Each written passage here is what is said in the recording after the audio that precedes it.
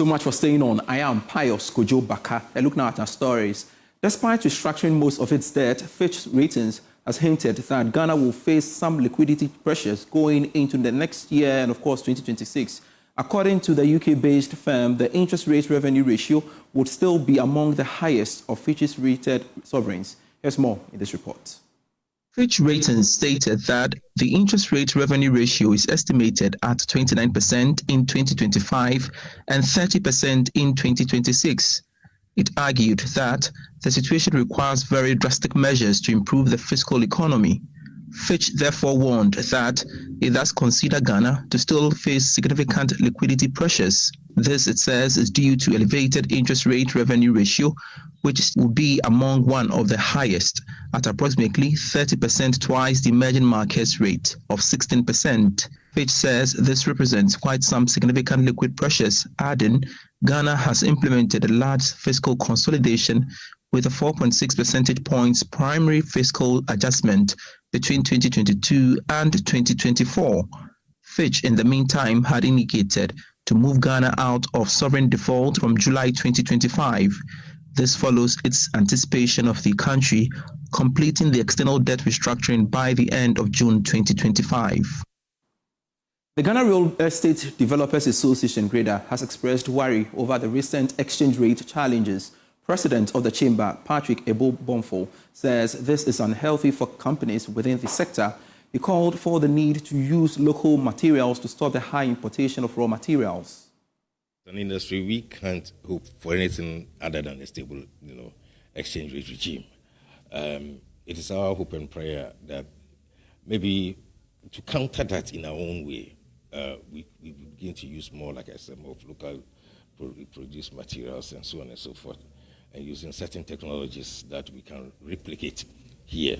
It will all help for us to, reduce our reliance on imports. The less we import, the less pressure we put on the dollar. So going forward, we hope that some of these things can happen, and then there will be implementation of new policies and new regulations to, engender also other financing options that are available on the market. Like I said, we don't even have secondary, mortgage market in this country. So when banks write mortgages, they don't have anywhere that they can offload the books of the mortgages that they written. They have to sit with it. If it's mortgage for 10 years, 20 years, they must sit with it for the 10 years. However, if we have a secondary market, what they can do is sell it off to the secondary market. They recoup their money, come back to the primary market, provide more mortgage financing for everyone. We need this kind of cycle to work. And we need a proper and a strong regulatory framework to help us achieve that. Once we achieve that, and that cycle is very strong. Minister for Communications and Digitalization, Ursula Owusu-Ekufo, has emphasized the country's dedication to integrating innovative green solutions into infrastructure. She was speaking at the launch of a transformative solar energy project at the National Information Technology Agency. The project is designed to generate an impressive 696,000 kilowatts of clean energy annually. The project reduces NITA's energy cost and carbon footprint of about 497 metric tons of carbon dioxide emissions annually, while supporting its mission to drive technological advancement through sustainable energy solutions. Ursula Owusu said the initiative is a powerful statement of the government dedication to innovation and sustainability. This project exemplifies our unwavering commitment to integrating renewable energy into our national developmental agenda. It reinforces our focus on energy security, environmental stewardship, and the creation of a resilient green digital infrastructure capable of supporting our growth in an era defined by climate-conscious progress. NITA boss at the event called for a strong partnership together to drive sustainable innovation for the benefit of all Ghanaians. This project represents a critical step forward in our mission to provide reliable, sustainable, and cost-effective energy solutions for Ghana's digital infrastructure. As the backbone of our nation's digital services, the National Data Center empowers essential government platforms and services that keep Ghana connected. On this part, Director of RIF Ghana, Kweku Osei-Sapon, stressed the need for energy security to drive digital innovation. As a leading provider of renewable energy and energy efficiency solutions, RIF Energy Ghana Limited specializes in designing, financing, and implementing sustainable energy projects tailored to the needs of clients across different sectors. From solar energy systems to energy audits and innovative energy management strategies, RIF Energy Ghana is committed to delivering solutions that reduce cost, enhance energy security, and contribute to global sustainability goals. The commission was under the theme Empowering Ghana's Digital Future through Sustainable Energy Solutions. The Ghana Technical University Workers' Pension Scheme says it has recorded a significant growth in its asset by 24.6% in the 2023 financial year. The asset of the school's pension scheme jumped from 137 to 198 between 2019 to 2023. This feat the scheme attributed to the viable investment it made over the period.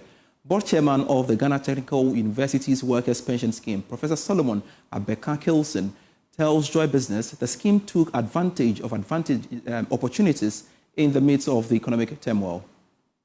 Over the financial year of 2023, our asset grew by 24.6 from 137 to 198. In fact, you don't protect inflation. You don't protect inflation. In business, we have factors that are internal and factors that are external. External factors can be opportunity or threats. You see the point? So what you do is you take advantage of opportunities and you manage threats. So if you take inflation as a threat, you cannot tell government that inflation should go down. That is government business. But what you can do is that what do you do to manage inflation? Make sure that you also invest in assets that can give you returns that is above inflation. And that is what we did.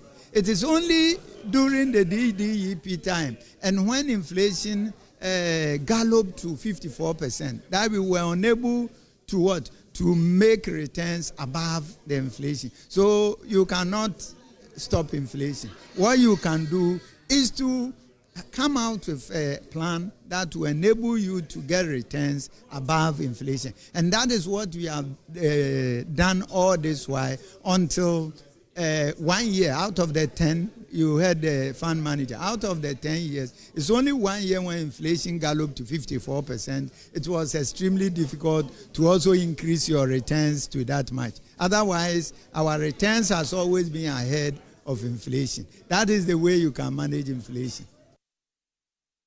In more business news, the Canadian High Commissioner to Ghana, Miriam Montrat, has emphasized the need to move from discussing potential trade opportunities to achieving results. According to her, both countries should leverage opportunities to boost trade and support industries. She spoke to Joy Business at the Canada-Ghana Chamber of Commerce End of Year D9 Awards. The Canada-Ghana Chamber has a big role to play in terms of facilitating the insertion of Canadian companies in the environment here. It's not an easy environment, so having an organization that can help you guide you through the process, what you need to do in order to be a successful company within the Ghanaian environment is key, and I believe that the Ghana-Canadian Chamber of Commerce has a key role to play in that regard. Now, when I'm talking about regulatory environment, it also comes with the government. So the government also has some work to do to ensure that the Ghanaian environment is welcoming to Canadian companies and other companies for that effect. So for me, it's about women empowerment, young girls, education, youth. If we can help with the technical vocational training as well, so that younger people can find a job. But it goes beyond that. It's also peace and security. So being able to ensure that the region is peaceful. You're still watching Business Live. We have more stories for you after this break. Hello, welcome back to Business Live. The African Agribusiness Incubators Network has provided startup capital to 87 small-scale enterprises within the horticultural value chain in the Upper East region.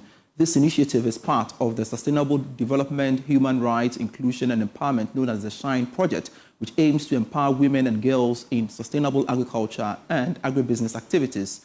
Correspondent Albert Sorry reports. Sustainable Development, Human Rights, Inclusion and Empowerment, SHINE project aims to empower women and girls and facilitate increased agricultural production yields and income through improved access to agribusiness opportunities. The African Agribusiness Incubators Network collaborates with Canadian Feed the Children and Trade Aid Integrated on this project funded by Global Affairs Canada. At the recent Bolgatanga International Crafts and Arts Fair, BCAF, 87 small-scale enterprises incubated under the SHINE project were officially presented with certificates after completing months of the rigorous training program. Of the 87 small-scale enterprises incubated, 51 are owned by women, while men own 36. A project management officer at the African Agribusiness Incubators Network, AC Amokwando, said, as part of the project, the beneficiaries received support of up to 5,000 Ghana cedis each to invest in their enterprises. Our goal was to support women in horticulture and women along the horticultural value chain. It was also about giving them the necessary trainings to be able to manage the money and build sustainable businesses. So they were given support of 5,000 cedis each to help push their businesses. Some of them received cash, whilst others received farm inputs valued at 5,000 Ghana cedis.